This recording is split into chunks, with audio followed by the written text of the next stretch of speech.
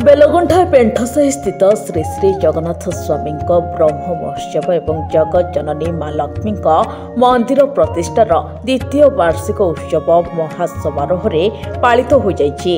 एही अवसर में ब्रह्म महोत्सव कर्ता भाव वरिष्ठ शिक्षक सुब्रत कुमार पात्र एवं तांका सहधर्मिणी सुधीरा दास जोग देथिबा बेले महालक्ष्मी मंदिर प्रतिष्ठार द्वितीय वार्षिक उत्सव में चढ़ियापल्ली ग्राम निवासी मीनकेतन महापात्र एवं तांका सहधर्मिणी स्वर्णलता महापात्र कर्ता भाव जोग देथिले।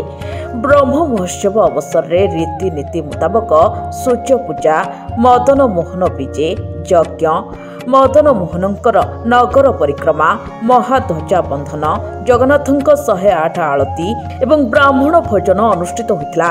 सेहिपरि महालक्ष्मी मंदिर प्रतिष्ठार द्वितीय वार्षिक उत्सव अवसर में मध्य सूर्य पूजा, महालक्ष्मी यज्ञ स्थल को विजे, यज्ञ, महालक्ष्मी नगर परिक्रमा, महाध्वजा बंधन, आळती एवं प्रसाद सेवन अनुष्ठित होइतिला। एही अवसर में उत्सव देखिबा पई प्रसाद सेवन करिबा पई पेंठसाही रे हजार हजार लोकंक भिड़ जमिथिबार देखिबाकु मिलिथिला।